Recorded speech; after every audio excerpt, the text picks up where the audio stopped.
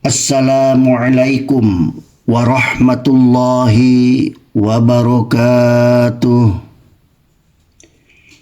Alhamdulillahilladzi amarna bitarkil manahi wa fi'li ta'at.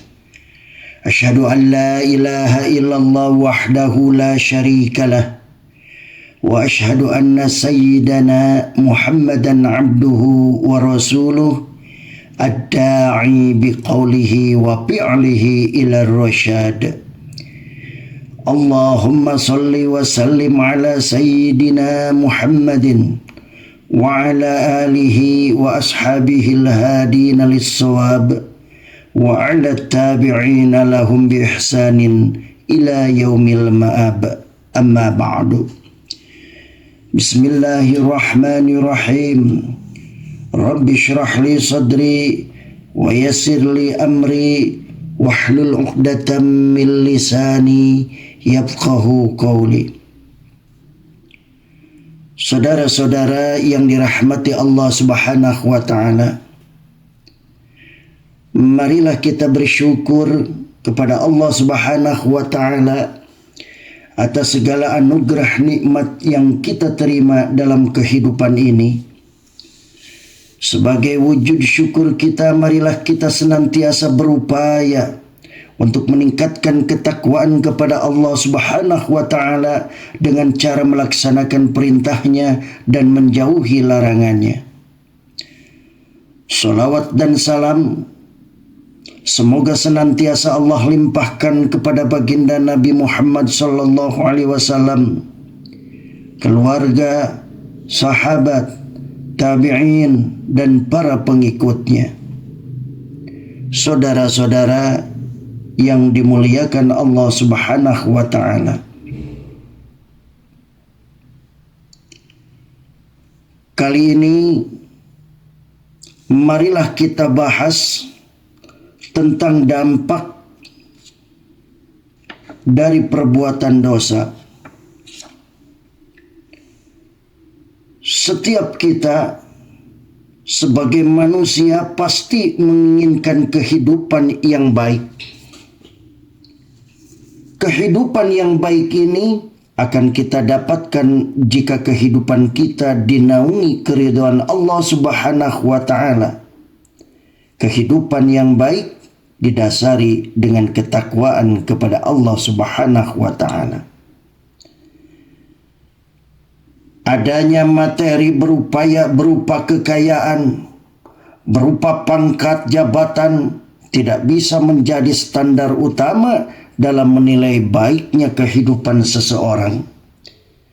Karena hanya takwalah yang menjadi standar utama dalam mengukur baiknya kehidupan.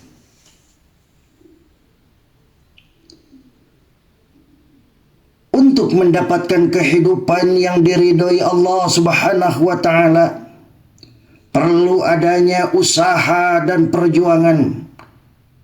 Karena tidak sedikit godaan baik dari dalam diri maupun dari luar yang bisa memalingkan kita dari upaya menggapai keridhaan Allah Subhanahu wa taala. Tidak sedikit sarana-sarana yang bisa menggelincirkan kita untuk berbuat dosa. Padahal dosa adalah sumber kesengsaraan hidup. Perbuatan dosa menjauhkan seseorang dari hidup yang penuh dengan kebaikan dan kebahagiaan. Oleh karena itu, agar kita bisa terhindar dari dosa, marilah kita telusuri dampak dari perilaku dosa ini dengan mengetahui bahayanya dari sesuatu bisa mendorong kita untuk menjauhi hal tersebut. Saudara-saudara yang dirahmati Allah, dampak yang pertama dari perbuatan dosa adalah rasa gundah dan gelisah. Hal ini merupakan dampak yang paling utama. Allah Subhanahu wa taala berfirman, wa man a'rada an dzikri fa inna lahu ma'isyatan dhahka wa nahsyuruhu yaumal qiyamati a'ma qala rabbi lima hasyartani a'ma wa qad kuntu basira qala kadzalika atatka ayatuna panasitaha wa kadzalikal yauma tunsa, yang artinya, dan barang siapa berpaling dari peringatanku, maka sesungguhnya baginya penghidupan yang sempit, dan kami akan menghimpunkannya pada hari kiamat dalam keadaan buta. Berkatalah ia, ya Tuhanku, mengapa engkau menghimpunkan aku dalam keadaan buta, padahal aku dahulunya adalah seseorang yang melihat. Allah berfirman, demikianlah telah datang kepadamu ayat-ayat kami, maka kamu melupakannya, dan begitu pula pada hari ini kamu pun dilupakan. Al-Quran surat Toha ayat 124 sampai 126. Ketika ketenangan jiwa menjadi sesuatu yang sangat berharga, maka seorang seringkali berbuat dosa tidak dapat merengkuhnya. Rasa gelisah menandakan hilangnya ketenangan jiwa. Kekayaan yang melimpah dan kekuasaan yang meluas tanpa ketenangan jiwa adalah sia-sia. Rasa gelisah bisa menghancurkan berbagai macam kenikmatan yang kasat mata. Saudara-saudara yang dirahmati Allah Subhanahu wa taala. Adapun dampak yang kedua adalah terhalangnya rezeki. Perbuatan dosa bisa membuat seseorang menjadi miskin dan berada dalam kesengsaraan. Ia bisa menyebabkan tercabutnya keberkahan dari rezeki yang ada. Walaupun rezeki datang, namun tidak ada keberkahan di dalamnya. Hal ini sebagaimana hadis yang diriwayatkan dari Sauban, Rasulullah sallallahu alaihi wasallam bersabda, "Inna rajula la yuhramur rizqa bidzanbi yusibuhu." Sesungguhnya seorang hamba terhalang rizkinya karena dosa yang dilakukannya. Hadis riwayat Ahmad. Saudara-saudara yang dirahmati Allah Subhanahu wa taala. Adapun dampak yang ketiga dari perbuatan dosa adalah menyebabkan lupa.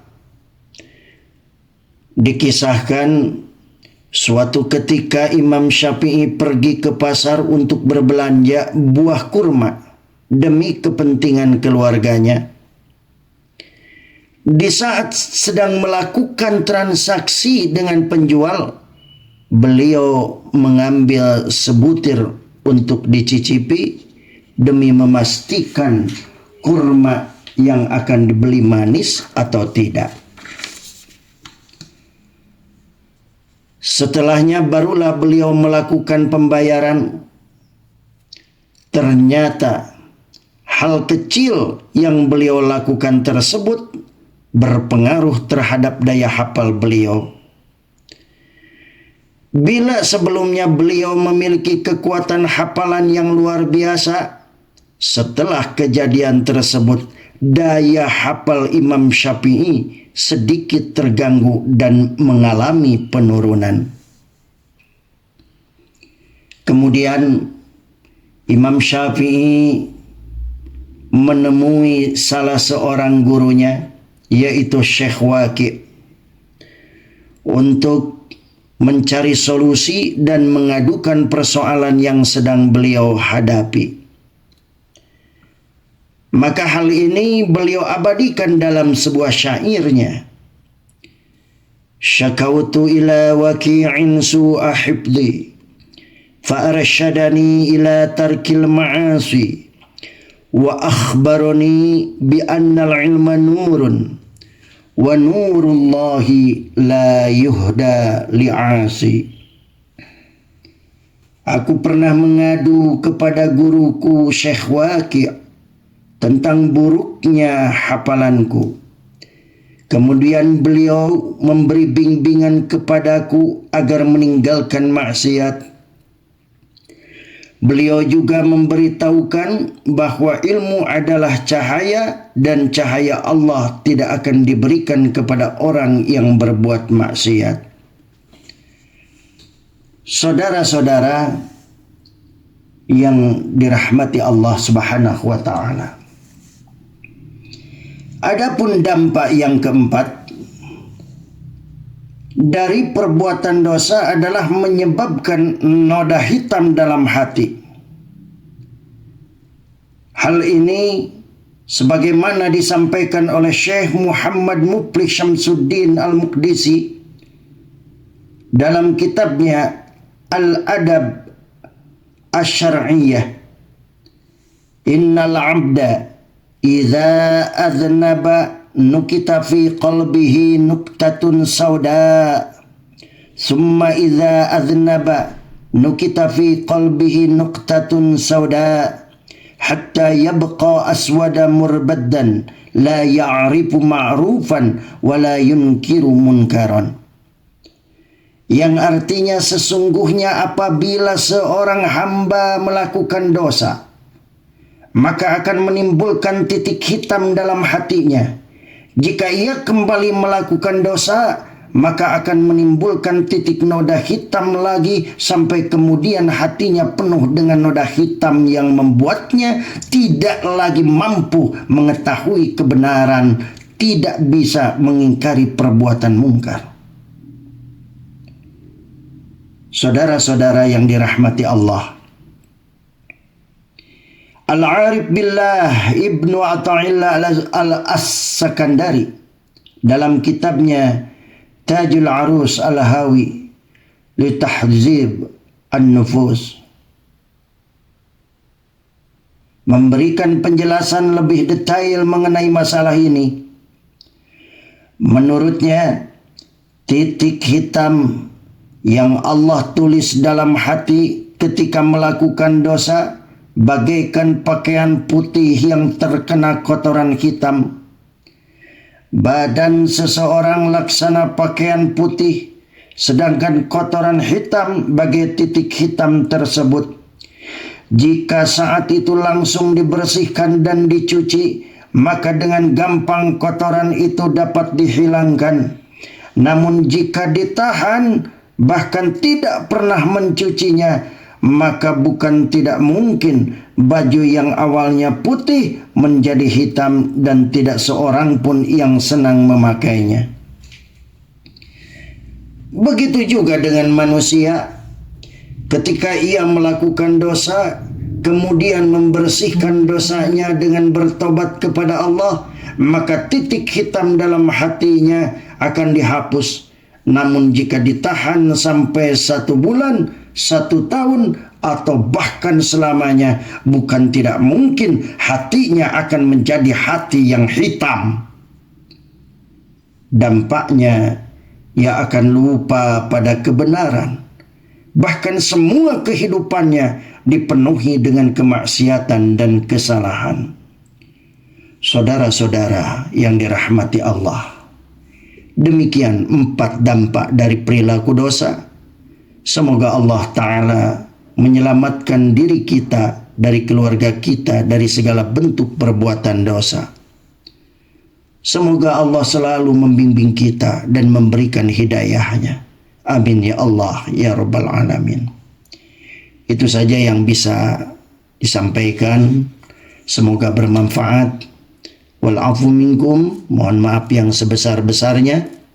Billahi taufiq wal hidayah. Wassalamualaikum warahmatullahi wabarakatuh.